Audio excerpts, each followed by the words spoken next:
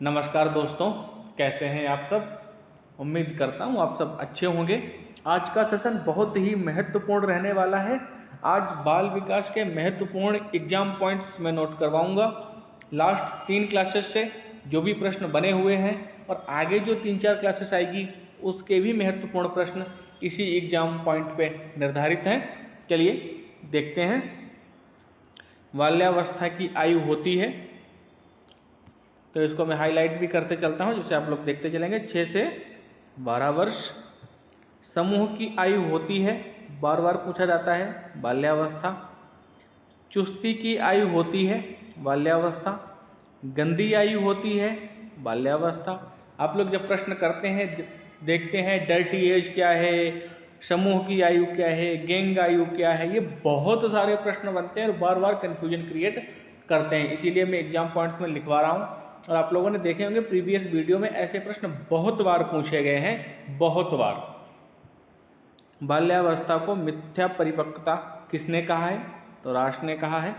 बाल्यावस्था में संवेगात्मक विकास को अनोखा काल किसने कहा है? तो कोल और ब्रुश ने कहा है। बाल्यावस्था में बालक होता है बाह्य केंद्रित। आप लोग वीडियो रोक करके एग्जाम पॉइंट्स को नोट कर लीजिए, बहुत ही इंपॉर्टेंट है। बहुत मेहनत से बनाए गए हैं, ये सारे सेलेक्ट कर करके बनाए गए हैं। चलिए आगे देखते हैं। संग्रह करने की प्रवृत्ति किस अवस्था में पाई जाती है? तो बाल्यावस्था में पाई जाती है। प्राथमिक विद्यालय में प्रवेश की अवस्था होती है, तो बाल्यावस्था होती है। क्रिया एवं खेल पर आधारित शिक्षण विधि है, मॉन्टेसरी शिक्षण विधि है। बाल्यावस्था में खेलों की प्रकृति कैसी होनी चाहिए? तो सामूहिक होनी चाहिए। जो बाल्यावस्था में खेल करवाए जाते हैं या खेल खेलते हैं बच्चे, वो कैसे होने चाहिए? समूह के रूप में होना चाहिए, जिससे सामाजिकता की भावना भी बढ़ती है और भेदभाव दूर होता है। वास्तविक जगत में प्रवेश की अवस्था है, तो बाल्यावस्था है। बाल्यावस्था में बालक संपर्क रखता है समवयस्क समलिंगियों से। बाल्यावस्था की प्रमुख मनोवैज्ञानिक विशेषता है सामूहिकता की भावना। जिन लोगों ने अभी तक चैनल को सब्सक्राइब नहीं किया है, चैनल को सब्सक्राइब कर लें। बहुत ही महत्वपूर्ण पॉइंट्स ही बताए जाएंगे, बहुत ही महत्वपूर्ण प्रश्न ही बताए जाएंगे। टॉपिक वाइज क्लासेस चलेगी, कुछ भी एक्स्ट्रा नहीं होगा। आप लोग प्रीवियस वीडियो देखिए, 2011 से 2021 तक के वीडियो सॉल्व किए जा रहे हैं, प्रश्न पत्र सॉल्व किए जा रहे हैं और चैनल पर वीडियोज अपलोड है एकदम आसान भाषा में, एग्जाम पॉइंट के साथ, बहुत ही आसान तरीके से। रिपीटेड क्रैक करके फटाफट आप सभी लोग गुड न्यूज़ सुनाएं। 120 प्लस के लिए आपको खुद भी तैयारी करनी पड़ेगी। ऐसा नहीं है कि सिर्फ वीडियो से ही काम चल जाएगा, आप लोगों को बेसिक खुद भी तैयारियां करनी पड़ेगी। आपको ये सब याद करना पड़ेगा, प्रैक्टिस करनी पड़ेगी। प्रैक्टिस सेट में उपलब्ध करवाऊंगा, इतने सारे उपलब्ध करवाऊंगा। अगर आप लोग सही से वीडियो देखते रहेंगे तो आपको कुछ भी किताबें परचेज करने की जरूरत नहीं पड़ेगी। बाल्यावस्था में सामान्यतः बालक का व्यक्तित्व होता है, तो कैसा होता है बाल्यावस्था में? बहिर्मुखी व्यक्तित्व होता है। बहिर्मुखी व्यक्तित्व किन किन लोगों का होता है? जैसे नेताओं का होता है, जो बहुत अधिक बोलते हैं, अर्थात बाहरी लोगों को, सामाजिक लोगों को आकर्षित कर लेते हैं अपनी भाषा से, उनको क्या कहते हैं? बहिर्मुखी। अंतर्मुखी भी होता है, आप लोगों ने सुना होगा उभयमुखी। ये सभी डीएलएड बीटीसी में पढ़े हुए हैं, ऐसा नहीं है। तो डीएलएड बीटीसी में जिन लोगों ने भी अध्ययन किया हुआ है उनको सबको पता है। बाल्यावस्था में शिक्षा का स्वरूप क्या होना चाहिए? सामूहिक खेलों एवं रचनात्मक कार्यों के माध्यम से शिक्षा दी जानी चाहिए। बाल्यावस्था की प्रमुख विशेषता क्या है? तो अधिगम की तीव्रता, अपेक्षाकृत स्थिर विकास प्रक्रिया।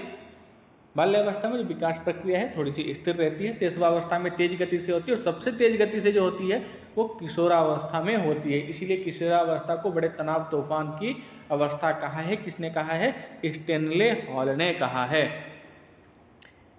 यथार्थवादी दृष्टिकोण होता है बाल्यावस्था में। बाल्यावस्था या बालिकाओं का भाषा विकास बालकों से आगे रहता है बाल्यावस्था में। आप सभी लोग देखते हैं जो बच्चे होते हैं उनमें जो लड़कियां होती हैं बचपन से ही तेज होती हैं। लड़के थोड़े गधे टाइप के माने जाते हैं, हम लोग भी थे, खैर ऐसा नहीं है। सभी लड़कों को क्या माना जाता है भाई? लड़कों को यही कहा जाता है कि ये तो गधे हैं। लड़कियों को ये राजकुमारियां हैं, बहुत तेज है। लड़के क्या हैं भैया? कुछ भी नहीं है, लड़के ऐसे ही पड़े रहेंगे। तो लड़के थोड़े से आलसी होते हैं, लड़कियां थोड़ी तेज होती हैं, इसलिए बोलती भी ज़्यादा हैं। हड्डियों का विकास होता है तो 16 वर्ष तक होता है। पूर्व किशोरावस्था होती है 12 से 16 वर्ष। उत्तर किशोरावस्था होती है 17 से 19 वर्ष। आप लोग सभी लोग एग्जाम पॉइंट्स नोट कर लीजिए। आगे 3 से 4 प्रैक्टिस सेट कराऊंगा जो सभी प्रीवियस एग्जाम्स में पूछे गए हैं। MP TET, Chhattisgarh TET, Uttarakhand TET, Bihar TET, UP TET, ये सभी प्रैक्टिस सेट हम लोग सॉल्व करेंगे। इससे क्या होगा कि हम लोगों को इतना आगे बढ़ जाएंगे, कहीं से कुछ भी पूछेगा बस सेकेंडों में हम उसको उड़ा सकेंगे। ये कुछ एग्जाम पॉइंट्स हैं जो किशोरावस्था को कठिन काल के रूप में है। किशोरावस्था के बारे में है। किशोरावस्था कैसा है? किशोरावस्था कठिन काल के रूप में है। समायोजन में क्या होती है? असमर्थता होती है। ये सारे प्रश्न बनते हैं। समायोजन में असमर्थता किस काल में होती है? नीचे ऑप्शन दिया जाएगा। तो ये किशोरावस्था में होती है। क्यों होती है? क्योंकि संवेदनात्मक विकास, शारीरिक विकास, मानसिक विकास बहुत तीव्र गति से होता है, तो इसे सामंजस्य करना थोड़ा सा मुश्किल होता है, आप सभी लोगों को पता है। संवेगात्मक परिपक्वता, यौन आकर्षण, कामुकता, निषेधात्मक व्यवहार, अध्ययन में अरुचि, पढ़ने में मन नहीं लगता है तो स्वाभाविक है। बहिर्मुखी प्रवृत्ति, मूल्य आदर्श में संघर्ष, पेंडुलम जैसी अवस्था की अनुभूति, उदासीनता, दिवास्वप्न, स्वच्छंद नियंत्रण अनुशासन से मुक्ति, ये सभी किशोरावस्था के हैं। ये पूछे जाएंगे। अब पूछे जाएगा संवेगात्मक अपरिपक्वता का काल किस काल को कहा जाता है? तो किशोरावस्था या किशोर काल को कहा जाता है। निषेधात्मक व्यवहार किस अवस्था में बालक करता है? तो किशोरावस्था में करता है। दिवा स्वप्न, दिन में स्वप्न देखना कि हम डीएम बन गए, हम ऐसे बन जाएंगे, हम इस गाड़ी से चलेंगे, आंखों पे बैठे हैं एग्जाम हॉल में, टीचर ने बोल दिया क्या कर रहे हो, पता चला एकदम से जागे तो देखा अरे हम तो एग्जाम हॉल में बैठे हैं। तो वो सब कहाँ होता है भाई? किशोरावस्था में ही होता है कि दिन में ही सपना देख लेना कि हम ऐसा करेंगे वैसा करेंगे और करना कुछ नहीं है। तो वो होता है दिवा स्वप्न। कब आता है भाई? किशोरावस्था में आता है। अगले पेज पर चलते हैं। किशोरावस्था बड़े दबाव, तनाव, तूफान की और संघर्ष की अवस्था है। ये किसने कहा है? स्टैनले हॉल ने कहा है। प्रीवियस वीडियो में कहा था, मैं इसको नोट करवा दूंगा तो नोट करवा दिया। जिन लोगों ने नहीं नोट किया वो नोट कर लें। स्टैनले हॉल की ये परिभाषा बहुत बार पूछी गई है, घुमा घुमा के प्रश्न पूछे जाते हैं। बड़े दबाव और तनाव की अवस्था किस अवस्था को कहते हैं? तूफान और संघर्ष की अवस्था किस काल को कहते हैं, किस अवस्था को कहते हैं? तो इस टाइप से घुमा घुमा के प्रश्न पूछता है। इस परिभाषा को भी पूछा जाता है। सुपर टेट में भी पूछा गया है इस परिभाषा को। जिन लोगों ने सुपर टेट दिया है या फिर देखे हैं प्रीवियस ईयर पेपर तो उन लोगों को पता है ये परिभाषा पूछी गई है। सुपर टेट में भी, यूपी टेट में भी बहुत इंपॉर्टेंट है, इसको आप लोग हाईलाइट कर लीजिए। अत्यंत द्रुत एवं तीव्र विकास का काल है पूर्व किशोरावस्था। किशोरावस्था में संवेग प्रायः कैसे होते हैं? बहुत अधिक उग्र स्वभाव होता है। किशोर ही वर्तमान की शक्ति और भावी आशा को प्रस्तुत करता है। यह परिभाषा किसने दी है? तो क्रो एवं क्रो ने दी है। कभी कभी तो परिभाषाएं पढ़ते पढ़ते लगता है भाई कि सभी लोग मिलकर एक ही परिभाषा बना लेते हैं। कितनी परिभाषाएं याद करेंगे? ऐसा होता है क्या? कभी कभी दिमाग झल्ला जाता है ना, इसने ये कहा, उसने वो कहा, इसने ये कहा, यार परिभाषाएं याद करते रहेंगे। सब मिलकर के एक मत पर सहमत हो जाते, एक परिभाषा बना लेते। लेकिन आप देखेंगे कोई भी परिभाषा होगी या कोई भी नियम होता है उसमें इतने लोग सहमत थे, इतने लोग असहमत थे, इनका मत ये था, उनका मत ये था, सब जिंदगी इसी में पड़ी है। चलिए खैर क्या कर सकते हैं, एक मत होकर अभी तो पढ़ाई कर सकते हैं, तो एक मत होकर पढ़ाई करिए। सिर्फ यूपी टेट को ही ध्यान में अभी रखिए। यूपी टेट बहुत जरूरी है, तो यूपी टेट पे ही ध्यान रखना पड़ेगा। 0 से इंड तक पढ़ेंगे। इस बात पर कोई मतभेद नहीं हो सकता है कि किशोरावस्था जीवन का सबसे कठिन काल है। बिल्कुल सही बात है। ये परिभाषा किसकी है? चलिए अभी देख लेते हैं परिभाषा है किसकी।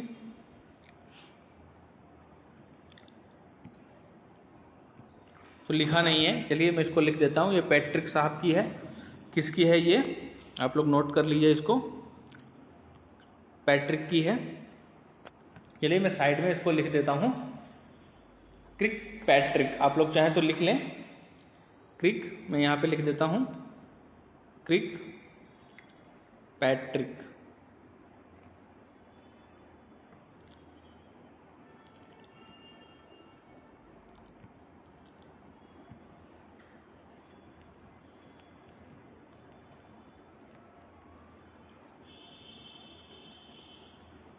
क्रिकपैट्रिक। अब आप लोग इसको लिख लीजिए, ये वाली परिभाषा किसकी है? क्रिकपैट्रिक साहब की है।